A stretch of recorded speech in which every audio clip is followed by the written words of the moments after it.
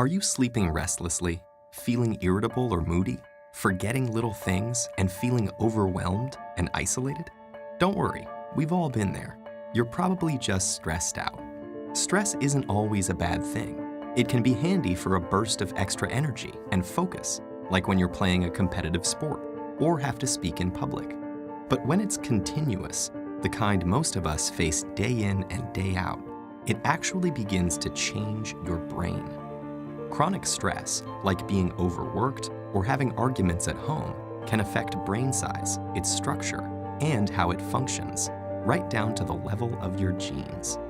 Stress begins with something called the hypothalamus-pituitary-adrenal axis, a series of interactions between endocrine glands in the brain and on the kidney, which controls your body's reaction to stress. When your brain detects a stressful situation, your HPA axis is instantly activated and releases a hormone called cortisol, which primes your body for instant action. But high levels of cortisol over long periods of time wreak havoc on your brain. For example, chronic stress increases the activity level and number of neural connections in the amygdala, your brain's fear center. And as levels of cortisol rise, electric signals in your hippocampus, the part of the brain associated with learning, memories, and stress control, deteriorate. The hippocampus also inhibits the activity of the HPA axis, so when it weakens, so does your ability to control your stress. That's not all, though. Cortisol can literally cause your brain to shrink in size. Too much of it results in the loss of synaptic connections between neurons and the shrinking of your prefrontal cortex, the part of your brain that regulates behaviors like concentration, decision-making, judgment, and social interaction. It also leads to fewer new brain cells being made in the hippocampus. This means chronic stress might make it harder for you to learn and remember things, and also set the stage for more serious mental problems like depression and eventually Alzheimer's disease.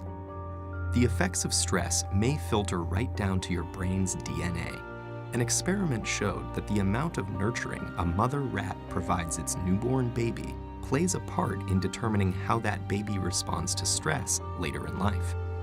The pups of nurturing moms turned out less sensitive to stress because their brains developed more cortisol receptors, which stick to cortisol and dampen the stress response.